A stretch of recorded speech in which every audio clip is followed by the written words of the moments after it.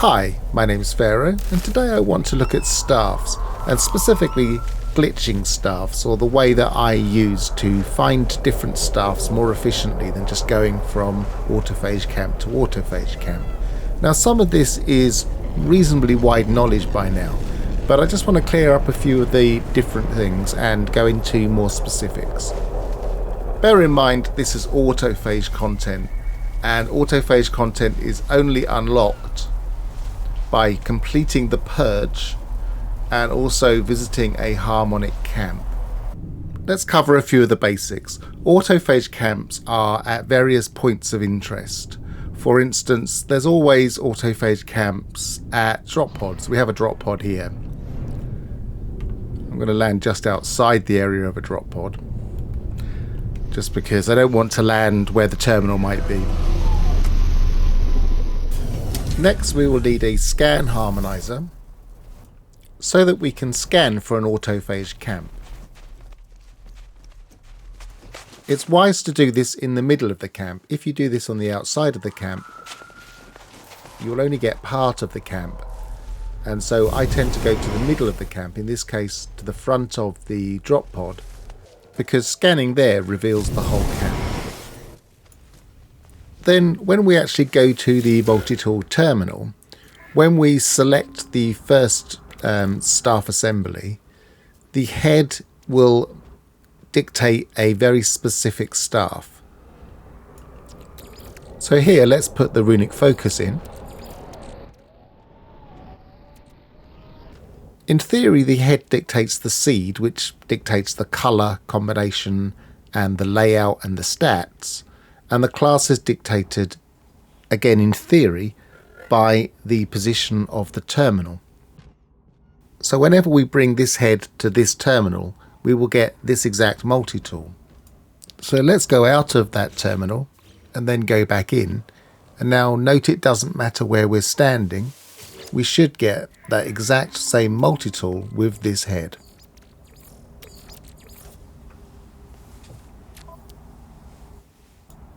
And then if we use the other head we have here, then we will get a completely different multi-tool and a completely different class, because it's the combination that counts. It's a purple and yellow, and it's the... So here we have the Kai Fokin. And that's going to be this particular purple and golden yellow. And if we had all of the runic parts, they would all match color-wise. And it will have these particular layouts. It's also an A class. It will have these particular stats. And again, if we stand anywhere else,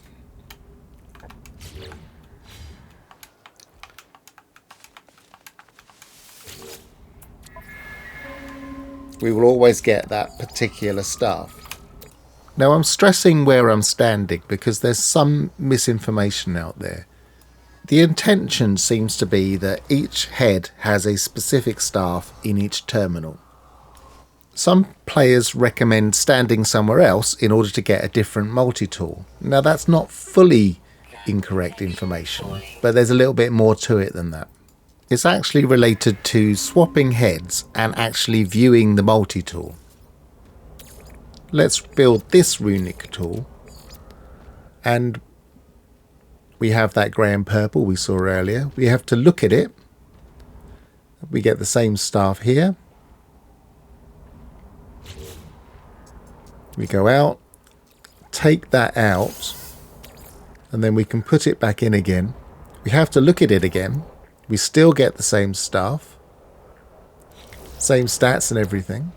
We take that out the third time and put it back in, and then we look at it. We're now going to glitch the staff. You'll notice the color is different. And then if we go in and look at it again, that's a different staff, different class, different layout, different stats. The harmonic pi. And if we keep swapping heads, say for instance we swap to the radiant heart head, we'll see an alternative staff for that head as well. And this is because we've already looked at two heads in the same visit to the terminal. So what that means is you can't just come to a terminal with all of the different heads. How many heads are there? I can't remember. Let's have a look. You can't come to this terminal with all 7 of the heads. Swap one in, swap the next one in, swap the next one in, and see what all the base staffs are. Because as soon as you've swapped 2 in, then you're getting glitches. And that's a problem with the game. It will probably be fixed one day if Hello Games work it out. But at the moment, we've come in. We're looking at that head. We're looking at the one we've already seen. We look at another head. We're looking at another one we've already seen. And then if we switch to a third head or go back to either of these heads, we will get a new glitch one. And the way you can tell if it's glitched or not is by going to compare. And if you can only exchange it, it's a glitch staff. Because if we come out completely, go back in, the first head,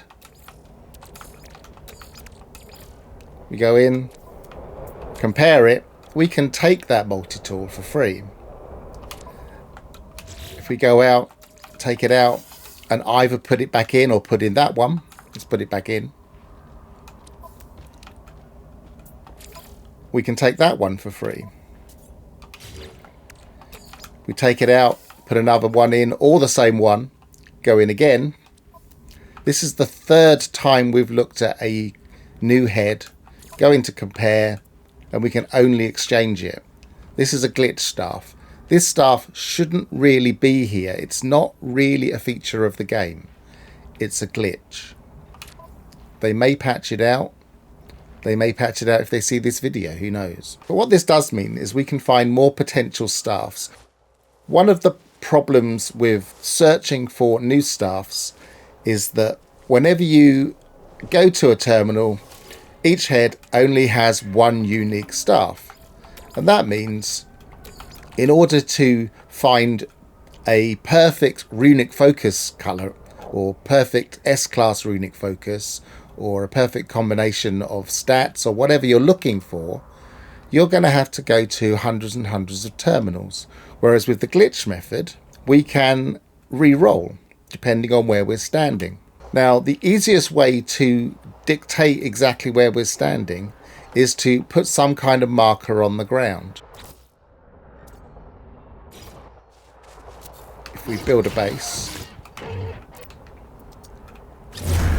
I like to use the ventilated crates. And what I do is I'll put that down somewhere. I'd usually put the first one down in the front somewhere. At maximum size, and I'll jump inside it, and I'll stand in all 4 corners. So we're standing this corner first. We'll have a look at the staff. And say I'm just looking for runic focuses. Look at the first one. Okay, it's an A class. I'm really looking for an S class, say. So I swap it again. I will see the same staff. And then I swap it out again. And it's a C class. It's a nice colour combination. I like blue for some of my saves.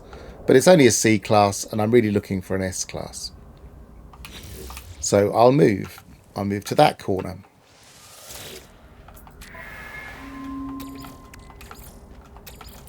I'll do exactly the same.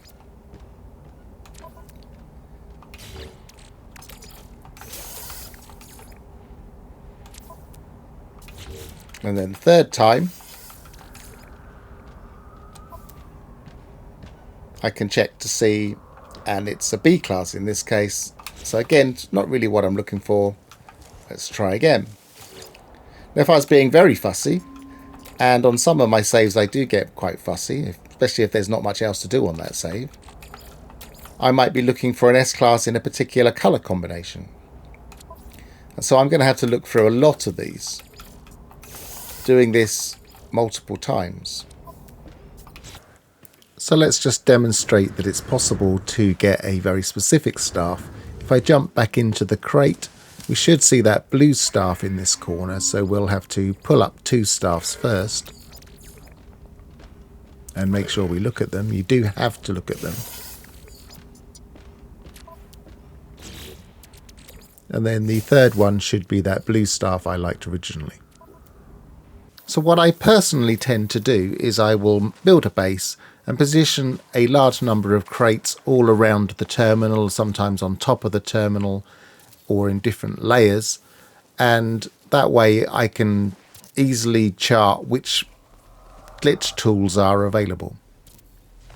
You might be looking for very specific technology supercharged slots. You could be looking for the holy grail of a very specific color multi-tool with 4 supercharged slots very close together and a particular class.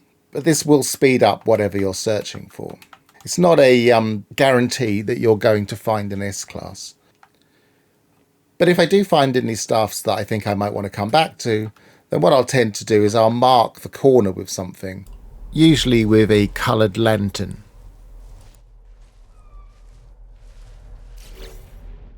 Now there's a second glitch available for staffs. If we take, say, the first one that comes up here and then go straight to the space station, we can potentially get more slots. The important part being that we do not reload.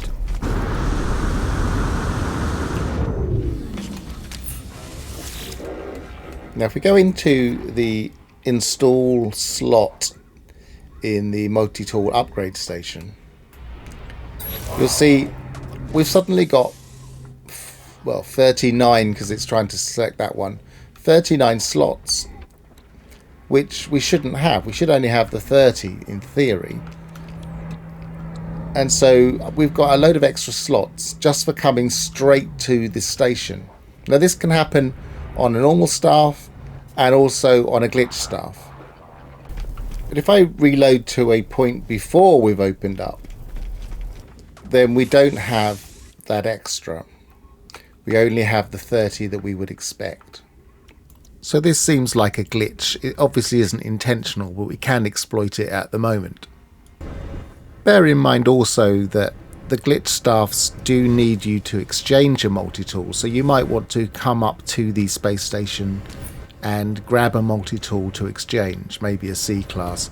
I've already taken both of these, but this is a good place to get them quickly.